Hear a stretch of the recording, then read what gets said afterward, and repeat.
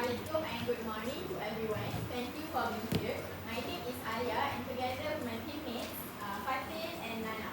Today we will be discussing on the topic modern relationships, the cost of starting a family.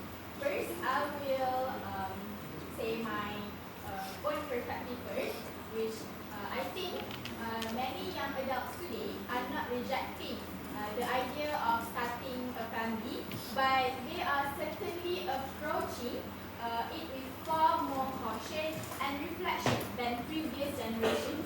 In the past, marriage and parenthood were often viewed as a natural and expected stages of adulthood.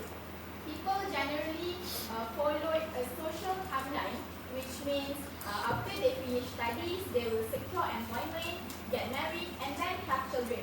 However, today, that sequence is no longer automatic. Many individuals pause and evaluate whether they are truly prepared for such a commitment. They are not only asking, can I afford this, but also, am I ready emotionally? Am I stable enough? Will this decision align with my long-term goals? The latest data underscores this reality. For instance, the Department of Statistics Malaysia (DOSM) reported a 12.5% decrease in the number of marriage in 2023 compared to 2022. This isn't just a number, but it reflects a deliberate pause as young people today are prioritizing stability and readiness over social timeline. In the Malaysian context especially, the rising of living has intensified these considerations. Urban housing prices, childcare expenses, and education costs create practical concerns. But beyond tangible factors, there is also a growing awareness of how parenthood may reshape one's identity, career, and lifestyle. So, when we discuss the cost of starting a family, today it extends beyond financial expenditure. It includes emotional investment, time commitment, lifestyle sacrifice, and also long-term responsibility. This is why family has shifted from being socially expected to being consciously evaluated. I really appreciate that broader framing, Maria. And I do agree that the concept of cost is multi-dimensional. However, I would argue that financial pressure remains the most decisive factor influencing modern family planning. Especially in Malaysia, in urban centers, housing affordability is a significant barrier, and many young couples feel that purchasing a home is very necessary before starting a family. Without stable housing, they will feel insecure about bringing a child into the world. And as of early 2026, the average cost of a house in an urban area is around 800,000 ringgit Malaysia. Additionally, while public healthcare and government support exists, couples often think beyond immediate childbirth expenses. They will consider long-term educational planning, extracurricular development, and overall quality of the child. Parents today feel very responsible for providing opportunities that will give their children a competitive advantage. This reflects a shift from survival-based parenting to aspiration-based parenting. Even with subsidies and maternity leave policies, the long-term financial projections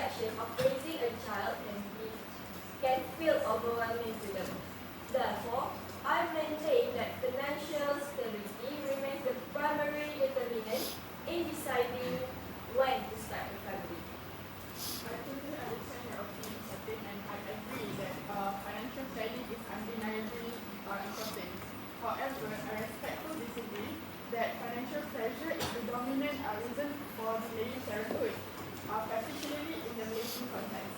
In Malaysia, there are several forms of structural support that can help families. Public hospitals provide relatively affordable maternity care, and there are financial assistance programs for lower and middle income families.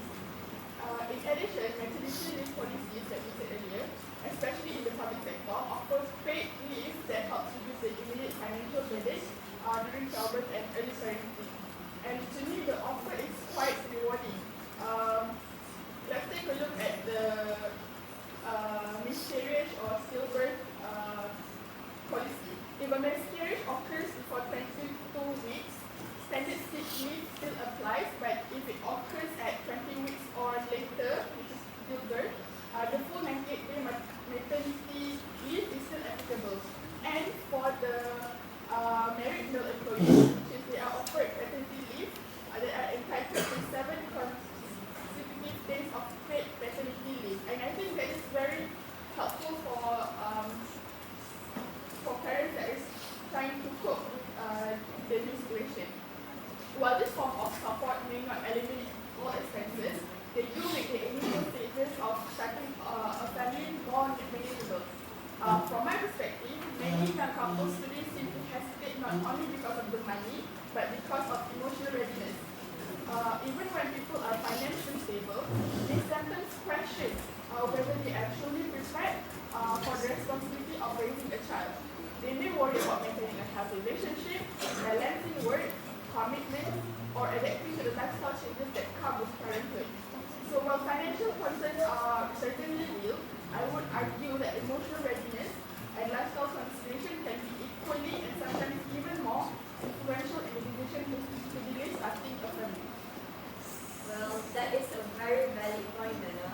And I really appreciate you highlighting government support system.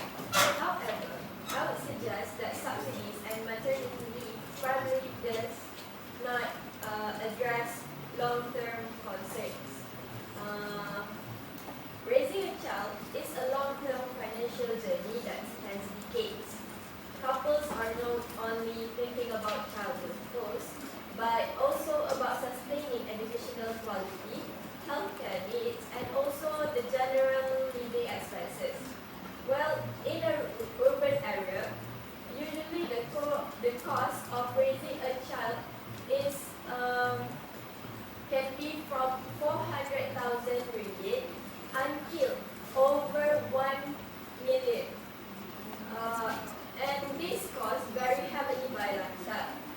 Probably the low-income families will only spend around 93,000 ringgit, while the high-income family will spend up to 470,000 ringgit Malaysian. Well, even middle-income families sometimes feel pressured to meet certain social standards regarding parenting. These expectations increase perceived financial responsibility. Therefore, while emotional readiness matters, financial security do provide the structural foundation that makes emotional stability easier to maintain. Wow, that was a good point, Fatin and Nana. And I find this exchange particularly insightful because it highlights the interaction between structural and personal factors. On one hand, government policies and financial assistance may reduce the objective cost of raising children.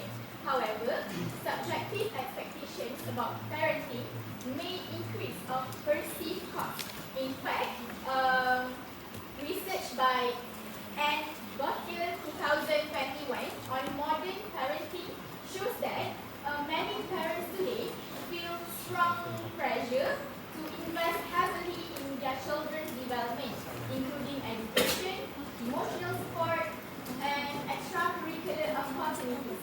This phenomenon is often referred to intensive parenting. Because of these expectations, couples may feel that they must meet very high standards of parenting before deciding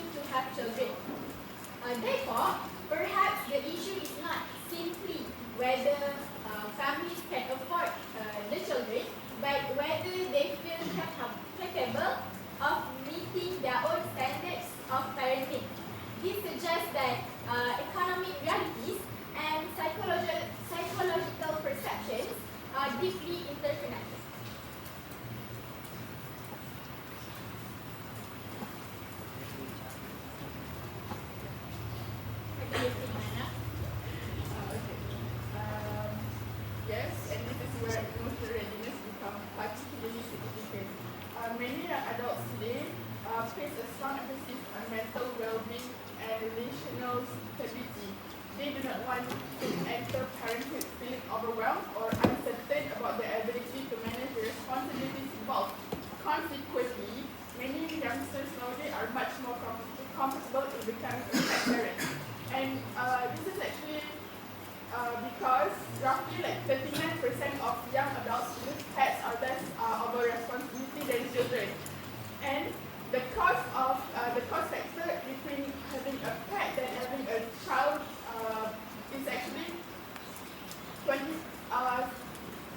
is much more cheaper than having a children, because like Fatin said just now, having a children is a long-term spend that you have to consider in every aspect. So some individuals also express concerns about how parenthood might affect their personal identity or relationship dynamics. For example, they may worry about reduced personal time, or increased work-life imbalance, or the emotional demands that come with caring for a child. In addition, there seems to be a growing awareness about among this generation about the importance of providing not only financial support but also emotional presence for children. Because of this awareness, many people prefer to ensure that they are mentally and emotionally prepared before making such a long-term commitment. This may explain why emotional readiness has become such an important consideration in modern family planning. Well, I agree that emotional maturity is important, but I would emphasize that financial insecurity can generate emotional stress. Do you guys know that approximately 40% of disagreements in long-term relationships are caused by financial issues that lead to divorce? And even emotionally prepared couples may struggle if financial stress become overwhelming. Economic pressure can influence relationship dynamics and also parental well-being. So perhaps financial and emotional readiness are not competing factors, but mutually reinforcing ones. That synthesis is important because it seems that modern couples today are navigating a complex intersection of financial planning, emotional maturity, social expectations, and also lifestyle aspirations. So the decision of starting a family today appears less about obligation and more about optimization, which means they want to find the right moment when multiple conditions align. Well, personally, I do not believe this trend represents a rejection of family values, but instead it reflects an evolution in how family is conceptualized. Couples want stability before commitment. They want preparation before responsibility. Delaying parenthood may actually indicate seriousness rather than avoidance. I agree. Readiness today is not defined by age or societal pressure, but by preparedness across multiple dimensions: emotional, financial, and relational. Exactly. So perhaps what we are witnessing today is not a decline in family values, but rather a redefinition of what readiness actually means in the modern context. In previous generation, readiness for family life was often associated with reaching a certain age or following the social timeline. Once individuals completed their education and secured employment, marriage and parenthood were generally seen as the next natural step. However, for many young adults today, readiness involves a much broader set of considerations. They are thinking not only about financial stability but also their emotional maturity and the relationship strength. In that sense, modern couples are not dismissing the idea of the family. Instead, they are approaching it with a greater sense of responsibility and intentionality. Overall, our discussion shows that the cost of starting a family today is multi-dimensional, while financial realities and government policies shape practical considerations. Emotional readiness and lifestyle priorities influence personal decision making. The disagreement we explored today highlights that financial and emotional factors cannot be separated because they interact and shape each other. Modern couples today are not avoiding the family life, but instead they are redefining what it means to be ready within a rapidly evolving social and economic landscape. I think that's all from us. Thank you.